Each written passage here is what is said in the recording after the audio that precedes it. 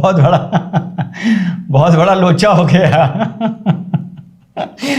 बरेली के फैंटम के साथ। और अगर किसी ने कहा मेरी शक्ल इसमें मिलती है तो घर आ जाऊंगा, घर आ जाऊंगा। सबसे ज्यादा गुस्सा मुझे इसी कमेंट में आता है, इससे ज्यादा मेरी गंदी ट्रोलिंग नहीं हो सकती जो तुम लोग में से कुछ लोग बोलते हो कि मेरी शक्ल इसमें मिलती है। बरेली के फैंटम में बरेली के साथ एक बहुत बड़ा बरेली बोल रहा हूं, मेरा दिमाग भी खराब हो गया है। बरेली के फैंटम के साथ एक बहुत बड़ा लोचा हो गया है। छोटा सा वीडियो है, देखना जरूर।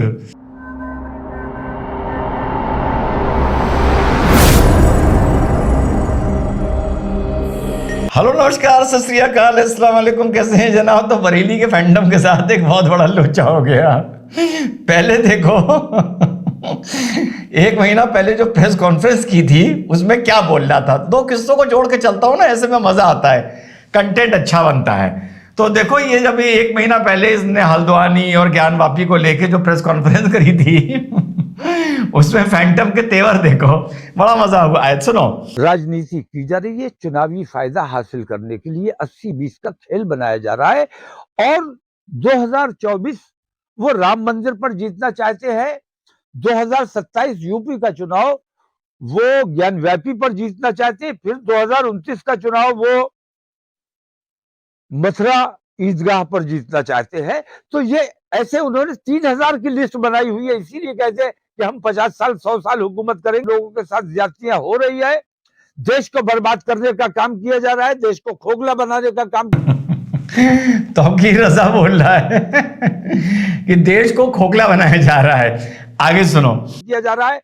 इन तमाम तकलीफों परेशानियों के खिलाफ हमने ये तय किया है कि हमारी मौजूदगी में ये सब हो रहा है, तो या तो हमें मर जाना चाहिए या हमें गिरफ्तार हो जाना चाहिए। मर जाने की हमें इजाजत नहीं है, आत्महत्या करने का हमारे यहाँ कोई प्रावधान नहीं है।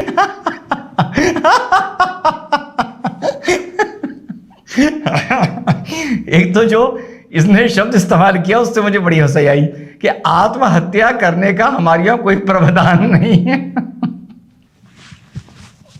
लेकिन फटने का है। आत्महत्या करने का कोई प्रावधान नहीं है,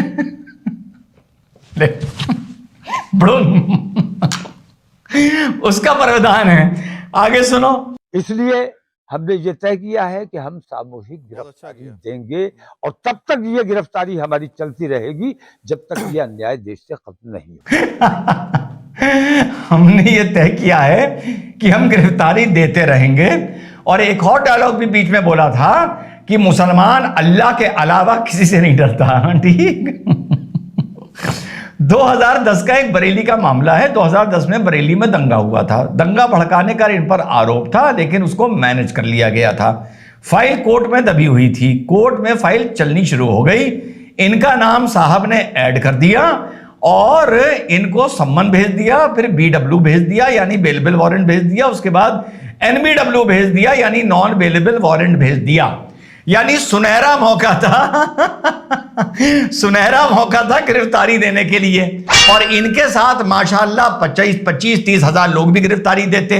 साहब सुबह सुबह उठे, अब पॉइंट पकड़ के चलिएगा।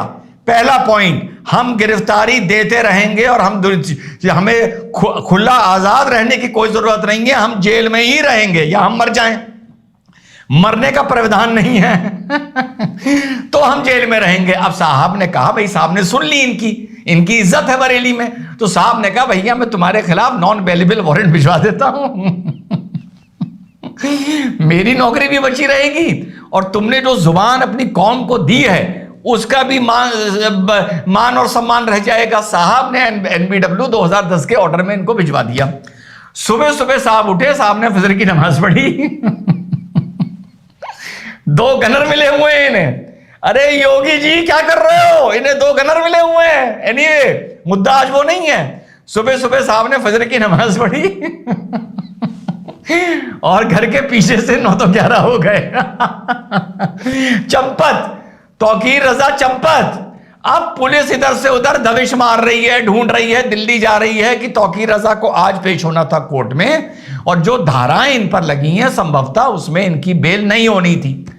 अब ये भागना शुरू करेंगे हाई कोर्ट, सुप्रीम कोर्ट, मातम, फरारी, एब्सकॉन्डिंग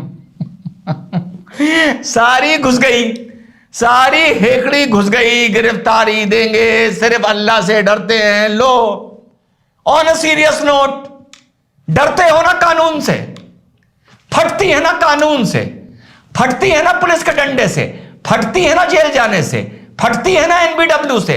यही तो बोलता हूं कि जिस दिन तुम ये मानना शुरू कर दोगे कि फटती है डंडे से, फटती है बुलडोजर से, फटती है पुलिस से, फटती है जेल जाने से, अरे 50% समस्या का समाधान तो उसी दिन हो जाएगा। हंसता नहीं हूं, हंसता नहीं हूं, जूते मारता हूं तुम लोगों के, जूते।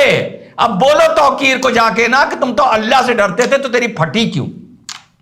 तू भाग क्यों रहा है अपने गनर छोड़ के, बुज़दिल इंसान?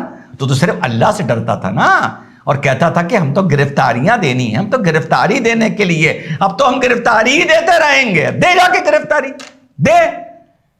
रिजवान अहमद समझाता है तो रिजवान अहमद को दलाल बोलते और गालियां बोलते। ये है तुम्हारे नेता फट्टू। आंदोलन लड़ रहा था पटरी दुकानदारों का, पटरी दुकानदारों से अवैध वसूली की जा रही थी। मेरी नगर निगम के दफ्तर में कहा सुनी हो गई और मेरे साथ जो लोग थे उनकी मारपीट हो गई।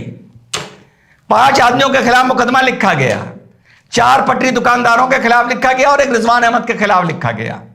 मुझे जानकारी मिली कि उन 4 को पुलिस ने पकड़ लिया, लेकिन रिजवान अहमद पे हाथ नहीं डालेंगे। मैंने मान सिंह चौहान सीओ हुआ करते थे, अब रिटायर हो गए। मैंने उनको फोन किया कि आपने जो मेरे 4 आदमी पकड़ लिए हैं, आपको क्या पता कि वहां पे कौन था? आपको कि गरीब थे उनको पकड़ लिया, और जो अवैध वसूली कर रहे थे उनका आपने कुछ नहीं किया। तो उन्होंने कहा रिजवान जी आपको थोड़ी पकड़ रहे हैं, आप अपना जाके बेल करा लीजिएगा। मैंने कहा ना, मां का दूध पिया है रिजवान अहमद ने। ऐसा फैंटमों की तरह, बरेली के फैंटमों की तरह बुज़दिल नहीं है।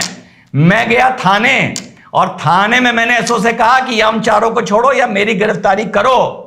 वो मेरी गिरफ्तारी करने को तैयार नहीं हो रहा था। मैंने कहा मैं दरवाजे के कोने पर सर मार के सर फोड़ लूंगा, मेरी गिरफ्तारी करो। उसने अल्टीमेटली मेरी गिरफ्तारी करी और अपने ही कमरे पे सोफे पे बिठा दिया। मैंने कहा ना, 4 को अगर हवालात में बिठाया है तो मुझे भी हवालात में बिठाओ। कहने लगा नहीं। मैंने कहा बैठ कर रहूंगा वरना सर फोड़ लूंगा। फिर जाके उन 4 के साथ रिजवान अहमद हवालात में बैठा, फिर जेल गया। 3 दिन बाद बेल हुई, फिर बेल में बाहर निकल के आया।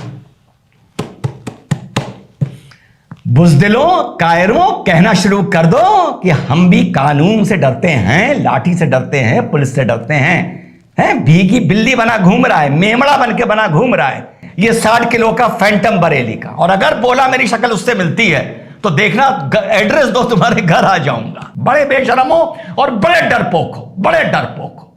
जय हिंद, वंदे मातरम।